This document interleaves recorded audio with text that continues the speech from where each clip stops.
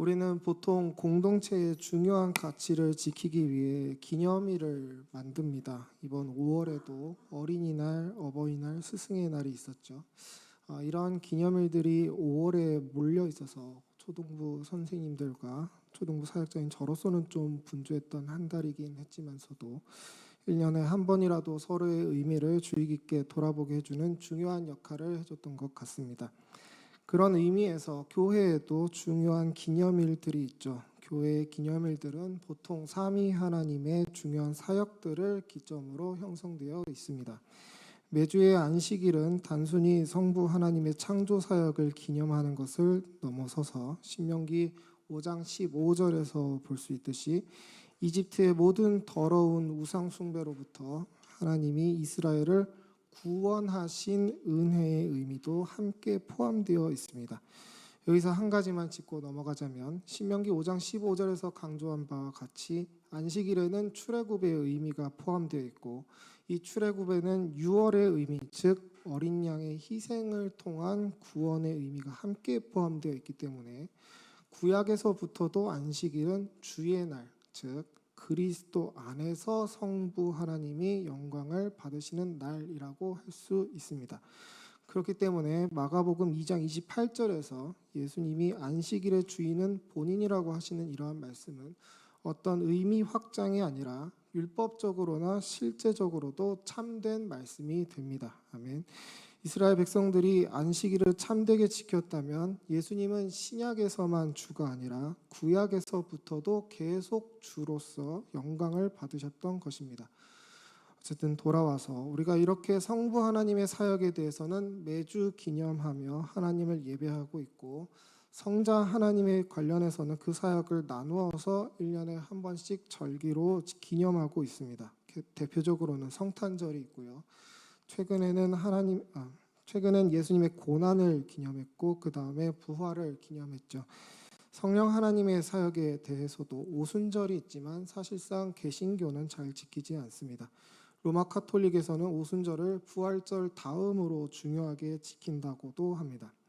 그리고 또 한 가지 개신교는 잘 지키지 않지만 로마 카톨릭은 중요하게 지키는 절기 중 하나가 바로 오늘 그 의미를 살펴볼 예수님의 승천하심을 기리는 승천 기념일인데 이런 절기들을 개신교가 잘 지키지 않게 된 이유는 사실 우리 종교개혁의 선배님들이 개혁 초기에 이런 절기 지키는 문화에 반대했기 때문입니다. 당시 로마 카톨릭이 이런 절기들을 이용해서 성도들을 특히 더 착취하고 말씀이라는 본질에 집중시키기보단 행사에 집중시키고 분위기에 취하게 만드는 악습들을 만들어 왔기 때문에 종교개혁가들은 이런 전통에 반대했습니다.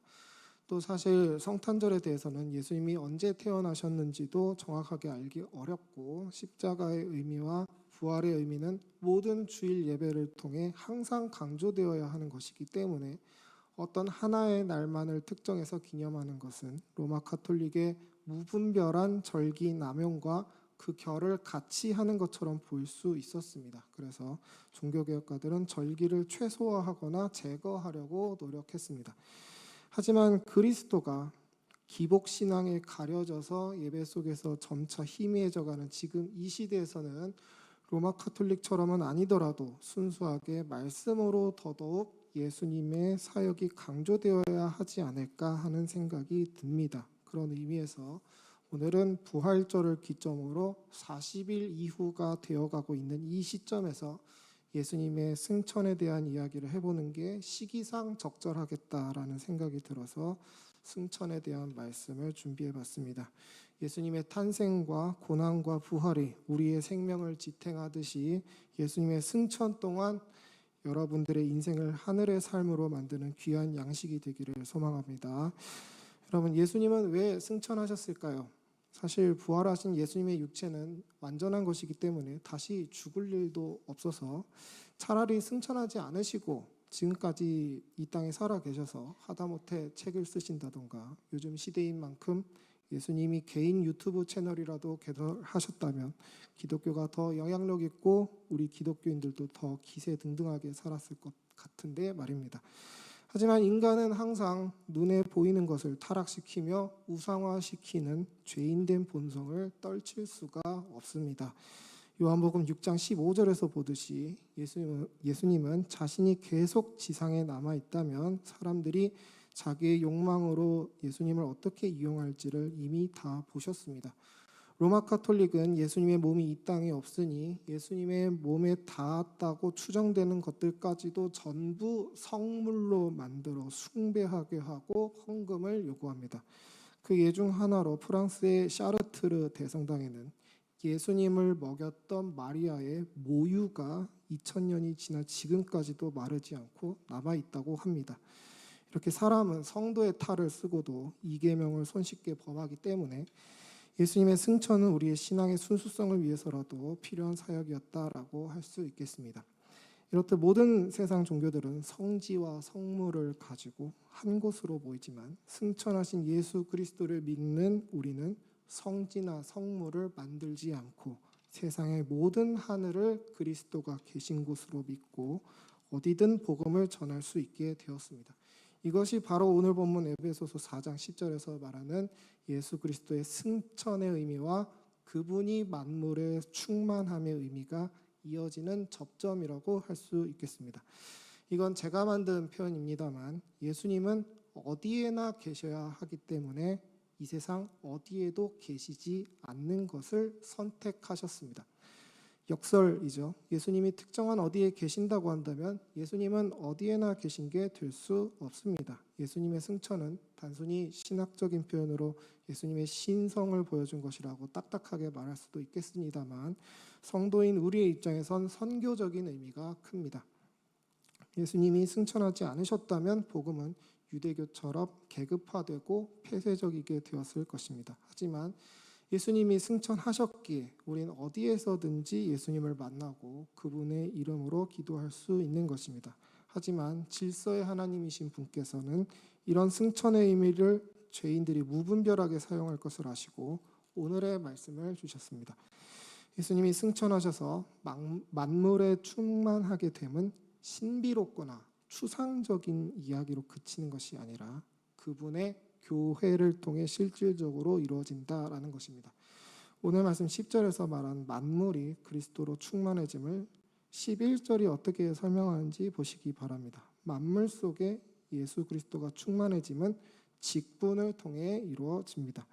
특히 말씀을 전하는 직분입니다. 그런데 듣는 자가 없으면 전하는 자가 소용이 없죠. 그래서 12절에서 보듯이 성도가 그 말씀을 듣고 선한 일을 행함을 통해 그리스도의 몸이 세워지고 그렇게 하늘에 계신 예수님이 이 땅에 충만해집니다. 이 말은 곧 승천하신 예수님은 교회를 통해 이 땅에서 우리와 계속 함께 계신다는 의미인 것입니다. 그런데 우리가 사도신경에서 고백하듯이 그리스도의 몸은 그분의 재림 전까지는 하늘에 있는 것입니다. 사도행전 3장 21절과 더불어 성경의 많은 증언도 예수님의 몸은 하늘에 있다라고 합니다. 그런데 어째서 성경은 땅에 있는 교회를 하늘에 있는 그분의 몸이라고 표현하는 걸까요?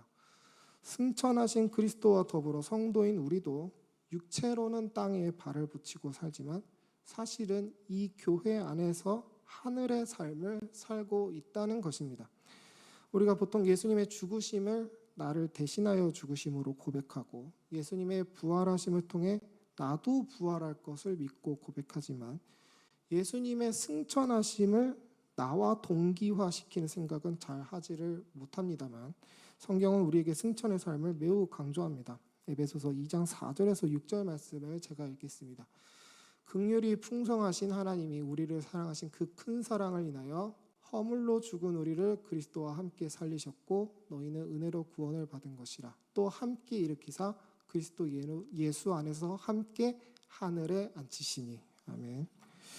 하나만 더 살펴보겠습니다. 골로새서 3장 1절에서 4절은 그리스도와 우리가 한 몸 되기를 그분의 부활과 승천뿐만 아니라 그분의 재림에 이르기까지도 그렇다는 놀라운 말씀을 우리에게 전합니다. 제가 읽겠습니다. 그러므로 너희가 그리스도와 함께 다시 살리심을 받았으면 위의 것을 찾으라. 거기는 그리스도께서 하나님 우편에 앉아 계시느니라. 위의 것을 생각하고 땅의 것을 생각하지 말라. 이는 너희가 죽었고 너희 생명이 그리스도와 함께 하나님 안에 감추어졌음이라.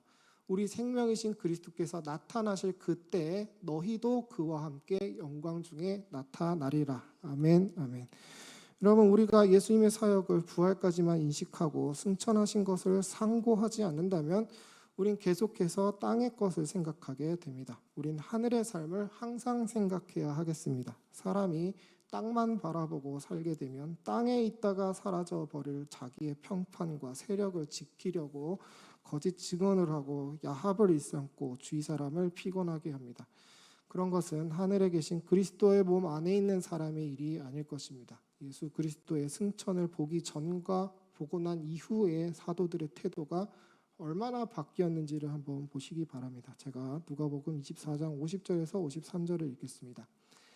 예수께서 그들을 데리고 베다니 앞까지 나가사 손을 들어 그들에게 축복하시더니 축복하실 때에 그들을 떠나 하늘에 올려지시니 그들이 그에게 경배하고 큰 기쁨으로 예루살렘에게 돌아가 늘 성전에서 하나님을 찬송하니라. 아멘. 사실 예수님이 부활하실 때조차 제자들은 대부분 어안이 벙벙하고 잘 믿지 못하는 모습들이 대부분이었습니다만 예수님이 승천하시고 나니 완전히 확신에 찬 기쁨을 마음껏 표현하게 되었습니다. 또한 이들이 예루살렘에 돌아가서 늘 성전에서 하나님을 찬송했다는 증언이 제자들에게 있어서 엄청난 변화였다라고 할 수 있겠습니다. 예루살렘은 얼마 전까지만 해도 예수님을 십자가에 매달은 사람들로 가득한 선지자들의 무덤인 공포의 장소입니다. 얼마 전만 해도 이들은 세상에 자기들의 신념과 정체성을 감추고 문을 굳게 걸어 잠그며 두려워 떨고 있던 사람들이었습니다. 이들은 무엇을 지키려고 문을 굳게 걸어 잠궜을까요? 이들은 땅에 속한 사람처럼 땅에 있는 것들을 지키려고 했던 것입니다. 그런데 예수님의 승천을 보고 나니 제자들에겐 이 땅에 대한 두려움이 사라졌습니다. 삶의 활력이 돋고 음지에서 양지를 향해 스스로 걸어 나가게 되었습니다. 이들은 성전으로 가서 하나님을 찬송했습니다. 그것이 어찌 보면 정말 위험한 일이었음에도 불구하고 예수님의 승천을 경험한 사도들은 더 이상 자신의 스승이 십자가에 달려 죽은 분이라는 것을 부끄러워하지 않게 되었습니다. 특히 죽는 것이 두려워서 예수님을 3번이나 부인하고 저주까지 했던 베드로가 이제는 모든 사람들이 있는 곳에서 복음을 자랑하게 되었습니다. 예수님의 승천을 경험한 제자들에게 하늘의 삶이 진정으로 시작된 것입니다. 여러분, 우리의 삶은 이 땅에 발묶여 있는 삶입니까? 아니면 하늘에서 사는 자유로운 삶입니까? 물론 누구도 떳떳할 수는 없겠지만 우리의 소망만큼은 결코 흔들려서는 안 되겠습니다. 우리의 의가 하늘의 삶을 보장하는 것이 아니라 오직 예수 그리스도의 의만이 하늘의 삶을 약속하는 것이기에 우리가 아무리 부족하고 스스로의 모습이 실망스럽더라도 고개를 떨구기보단 다시 하늘을 올려다보며 이런 나까지 사랑하신 예수 그리스도의 하나없는 은혜를 다시 고백하며 하늘로 올라가는 우리가 되어야 하겠습니다. 그러기 위해서는 우리는 하늘에 계신 그리스도를 땅으로 끌어내리려는 우리의 죄성과 항상 싸워야 하겠습니다. 마태복음 6장 32절에서 33절을 통해 우리 예수님도 땅의 것이 아닌 하늘의 것을 구하라 하셨지만 우린 항상 유형의 것이 전부인 양 구하며 우리의 죄를 이기게 해달라고는 기도하지를 못합니다. 우리의 기도엔 고백이 부족하고 기복만 가득한 경우가 많습니다. 우리의 그런 기도는 결국 우리의 삶을 부끄러운 곳으로 만들어 갑니다. 교회보다 대학을 더 크게 보는 본심에서 나오는 말과 행동들이 우리를 전혀 부끄럽게 하거나 괴롭게 하지 않을 정도로 우리의 영적인 감각을 마비시키기도 합니다. 교회가 이 땅에서 하늘에 계신 그리스도의 몸을 예표하지 않고 그저 땅에만 고여있는 기관으로 전락해 버린다면 세상의 모든 존재들과 마찬가지로 썩어서 변질될 수밖에 없습니다. 또한 교회가 땅의 것들을 구하는 작은 기도들과 생각들이 모이면 이단들의 가르침에도 취약해질 수밖에 없습니다. 거짓 가르침은 반드시 하늘에 계신 예수 그리스도를 축소시키거나 제거하거나 희석시키거나 왜곡시키게 됩니다. 유대인들 중에서도 예수님을 좋은 랍비 중 하나로 존경하는 사람들도 있고 무슬림들도 예수님을 이사라고 부르며 위대한 선지자로 존경합니다. 로마 카톨릭을 비롯해 많은 사이비 이단들도 결국엔 예수 그리스도를 절대적인 구원의 유일한 방법은 아니라는 식으로 교리를 교묘하게 디자인하고 성경을 곡해하고 그렇게 예수님을 그저 땅에 있던 사람 중 한 명으로 끌어내립니다. 그러면서 오직 예수님 안에만 구원이 있다는 진리를 기뻐하고 자랑하는 거룩한 교회를 극단적이다, 좁은 식견이다, 넓게 봐야 한다며 가르치려 듭니다. 여러분, 정말 제 진심을 담아 하나드림 교회는 예수 그리스도라는 좁은 길 안에서 영혼을 안전하게 지키는 교회가 되기를 축원합니다. 예수 그리스도의 몸은 하늘에 계시고 우리의 생명도 마찬가지입니다. 승천하신 예수 그리스도를 믿으면 우린 이 땅을 사랑하되 교회로서 하나님의 마음으로 사랑하게 되고 이 땅에 머물 때 하늘 소망을 잃지 않을 것입니다. 땅에서의 자기 지위와 이름에 연연하여 아둥바둥 사는 세상을 따라 살지 마시고 하늘에서 사는 거룩한 인생들이 이 하나드림 교회에 가득해서 오늘 말씀대로 예수 그리스도가 우리를 통해 이 땅에 충만해지게 되는 역사가 있기를 주님의 이름으로 축원합니다.